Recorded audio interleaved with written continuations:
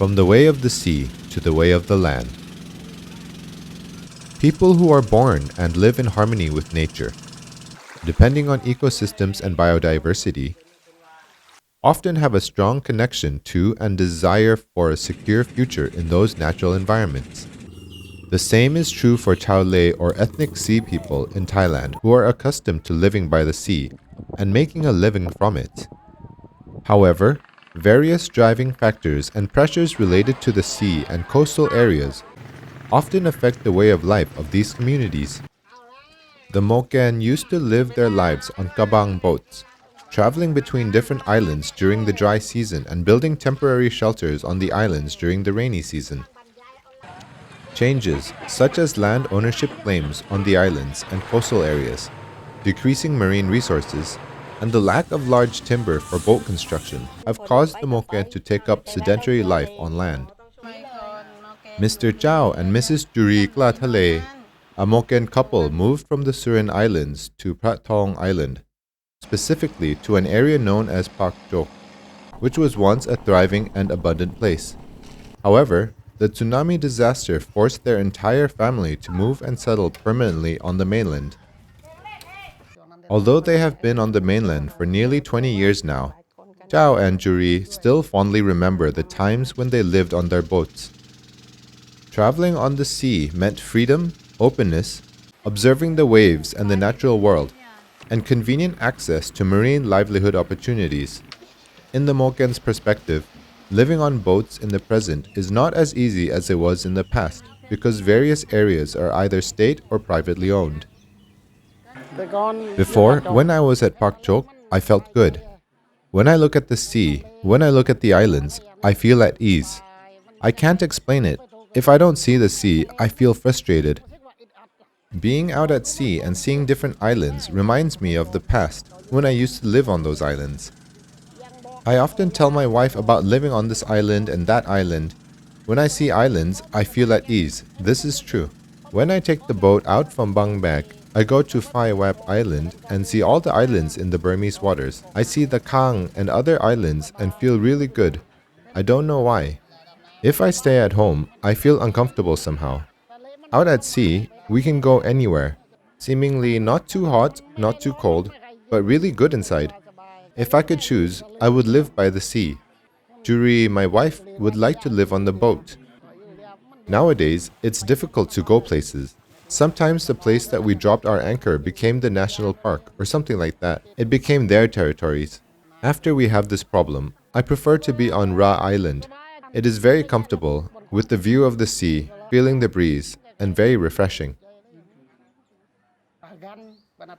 For Chow and Juri, the only way for now is to alternate between living in their home on the mainland away from the sea and staying in their small hut on Ra Island.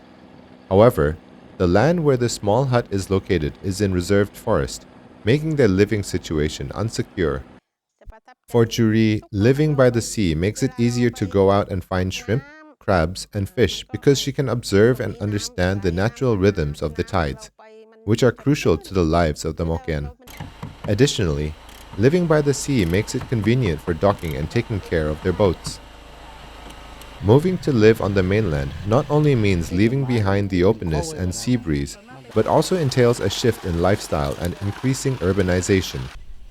Life on the mainland requires them to work harder to earn money to meet the demands of this new way of life, leaving them with little time for family. Moreover, maintaining and repairing boats becomes more challenging and costly when living away from the waterfront.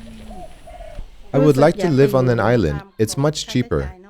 Here, there's a lot of expenses. If we live on an island, we can save a lot. We can view far out to sea, but here our view is limited. We can't see what happens outside. We don't know whether the tide is high or low. When we lived in Pak Chok, we're right by the sea and we saw all. From our stilted house, we went to find seashells, crabs, and fish at low tide, then came back home. Here, we have to pay pipe water fee, electrical fee, garbage fee, telephone bill, and pay for children's snacks. There are a lot of expenses. The sea is right next to our house in Pak Chok. It's like being on an island. We could see the tide rising and ebbing. See the people going in and out. Here, if we want to see our boat, we have to ride a motorcycle out, have to go buy gasoline. Going back and forth costs money. If we want to bail the water out of our boat, we have to ride a motorcycle there, bail the water, and then come back. When we need to repair the boat, we have to load it onto a truck. Here, it's far from the sea, far from the dock. I'd like to stay on the island because we will be able to have some rest when we grow old. We can do some light work like collecting recyclable waste or making crab nets or other fishing nets. Here there are a lot of expenses and we need to rush for work, no time to rest. If we stay there on the island, we can eat whatever. If we have rice, then we survive. For the children, they can live inland for school. They cannot stay on the island. It's too far away from the school as there is no school on Ra Island.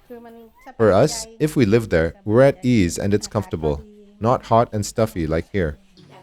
For most people, living in a convenient, well-developed area with access to pipe water, electricity, and good transportation infrastructure represents a good quality of life.